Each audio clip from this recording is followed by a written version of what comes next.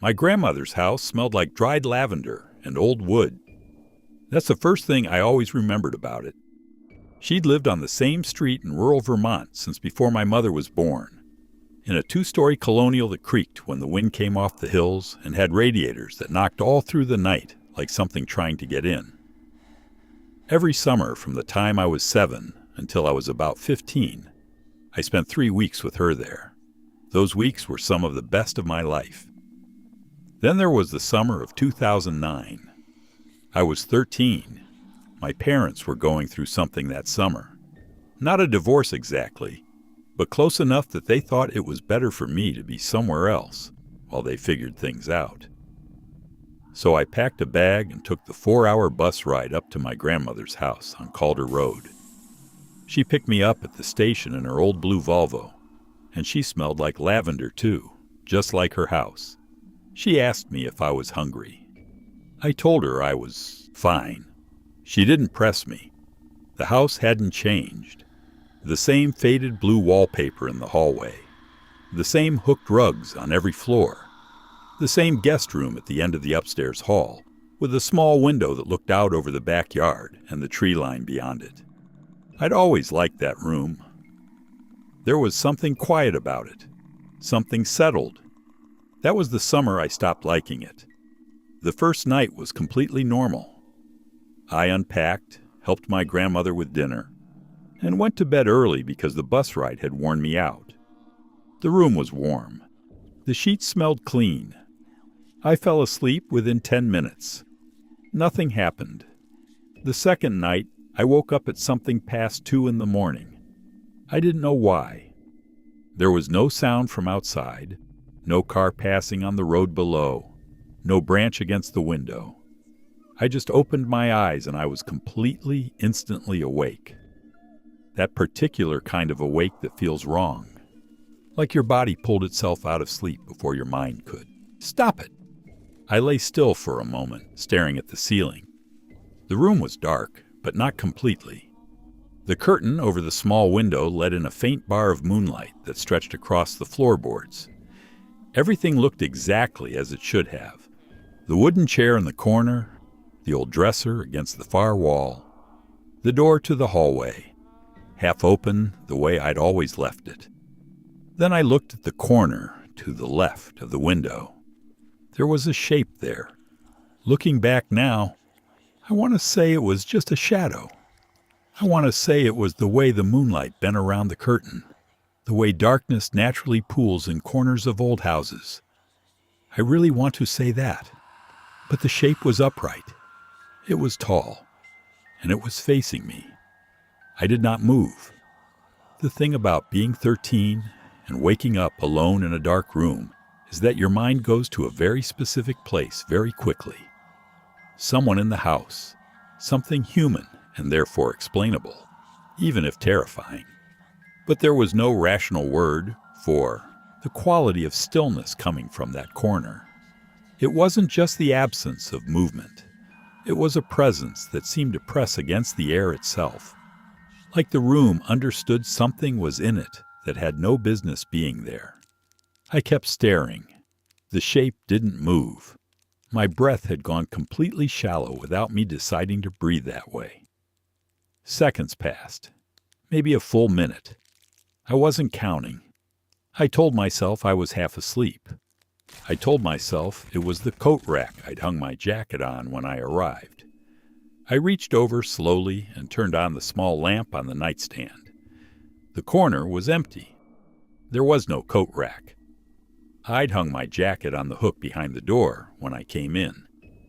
That corner had nothing in it at all, just the wall, the baseboards, and a small crack in the plaster that had been there for as long as I could remember coming to that house.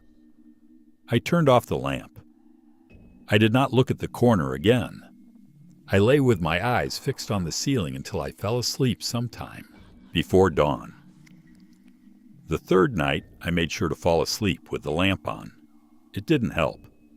I woke at the same hour, just past 2 in the morning, that same total electric wakefulness, and before I even turned my head, I already knew. Something about the room had changed. The air felt heavier, closer. The lamp was still burning, throwing warm yellow light across the floor and the lower half of the walls. The corner was dark anyway, not the ordinary dark of a shadow. This was a darkness that seemed to have depth to it, like it went somewhere behind the wall. And the shape was back, taller than the night before, or maybe just positioned differently, pressed further into the angle where the two walls met. I could not make out any features, only the impression of something vertical and still and aware. My hand found my phone on the nightstand without me looking for it. I turned on the flashlight and aimed it directly at the corner. Nothing. Just the plaster wall. The crack running, diagonally from the baseboard. I held the light there for a long time. My hand was shaking, not violently, but enough that the beam trembled and threw tiny shifting shadows across the surface. I swept the light around the entire room. The chair, the dresser. The closet door firmly closed. The hallway door half open the way I'd left it. All empty. I did not sleep for the rest of that night. In the morning, I didn't tell my grandmother anything. I didn't know how to start. She was a practical woman, deeply unsentimental, and I was a 13-year-old boy who'd been staring at a dark corner of her room for 3 nights. So I ate breakfast and helped her weed the back garden and said nothing. That evening, I left both the lamp and the overhead light on before I closed my eyes. I woke at 2 a.m. The overhead light was off. The lamp was still on. But the overhead light, the one controlled by the switch next to the door, was off. I had not turned it off.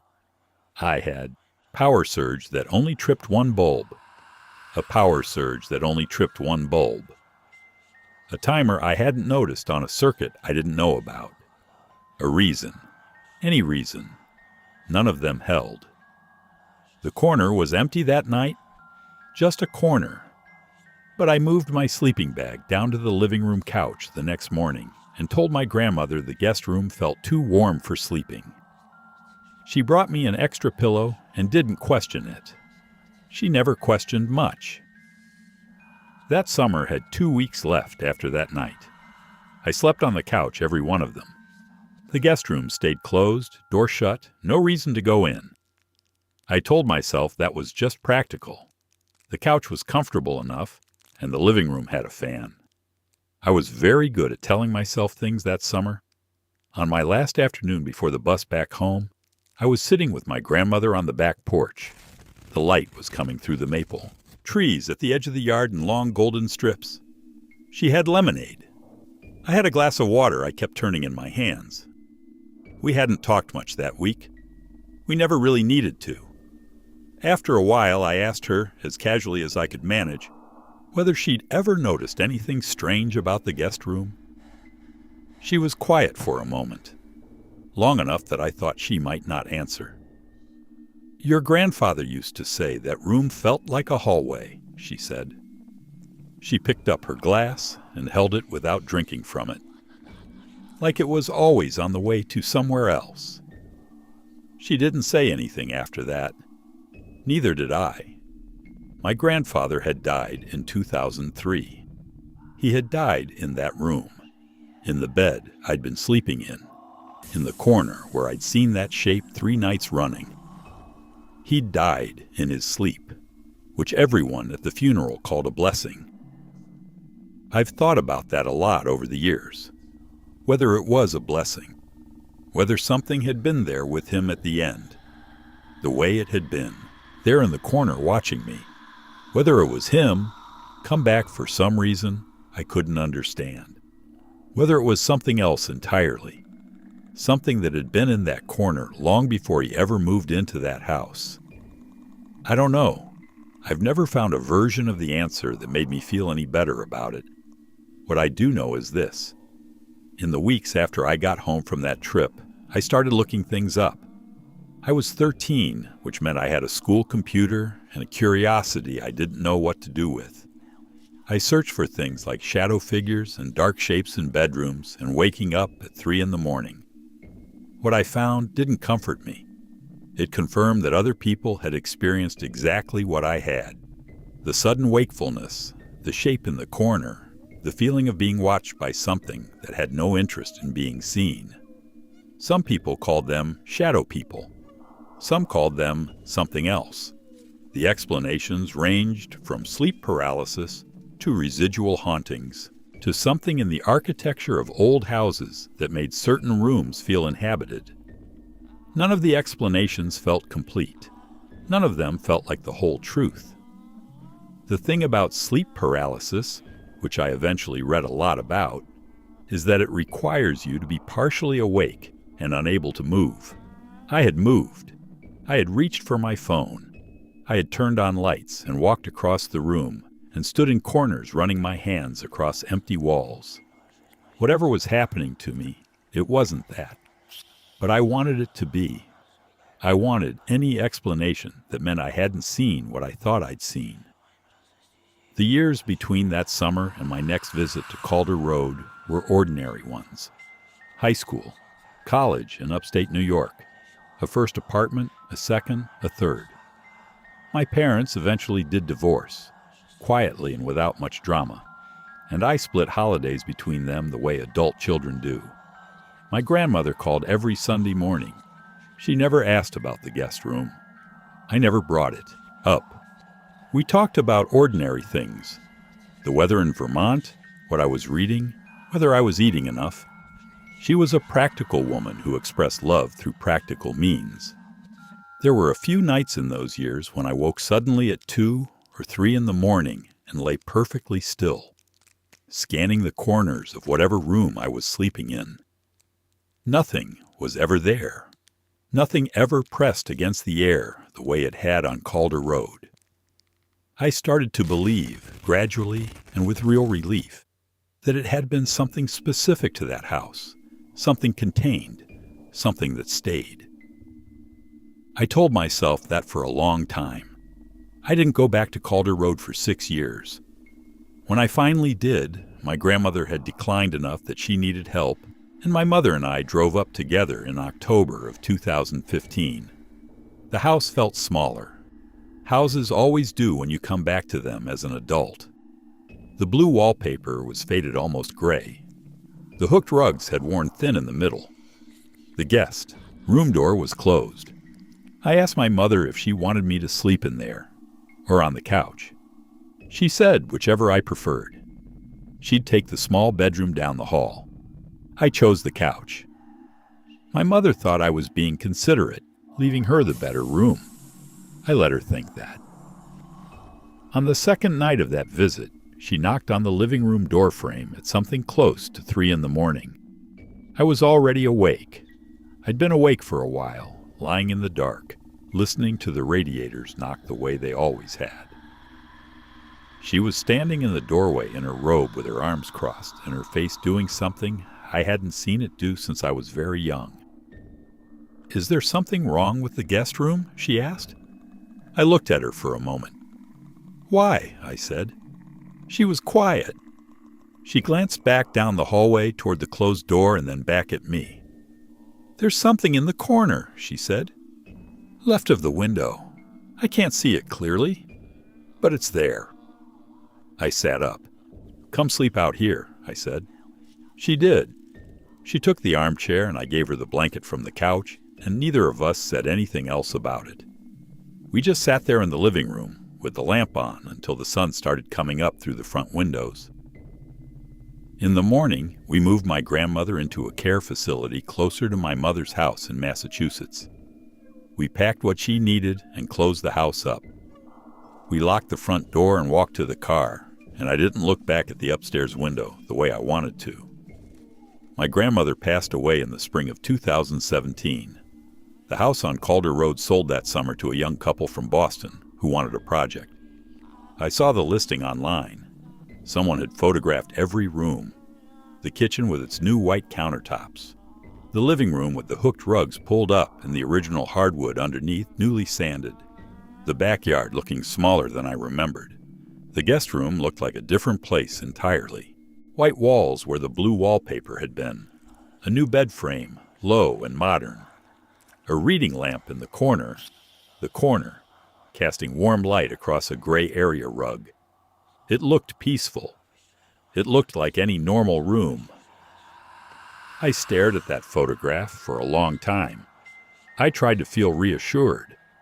I tried to tell myself that whatever had been in that corner was gone now, displaced by renovation and new owners, and the particular way that young, hopeful people move through spaces and fill them up with ordinary life. I almost believed it. The thing is, and I've thought about this more than I should, the thing about whatever was in that corner is that it never did anything. It never moved toward me. It never made a sound. It stood there in the dark, and it watched, and that was all it did.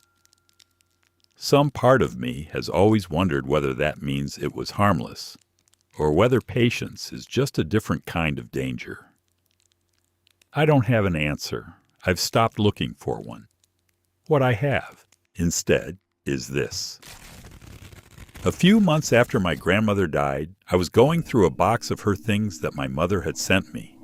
Letters, photographs, a few small pieces of jewelry. At the bottom of the box was a notebook.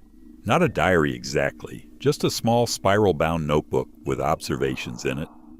Grocery lists on some pages, phone numbers on others. And on one page, near the middle, in my grandmother's careful, slanted handwriting, a single line. It said, "He comes back sometimes. I think he's looking for something he left behind." There was no date, no other context, nothing before it or after it on the page to explain what she meant. I've read that line probably 100 times since then. I've turned it over in every direction.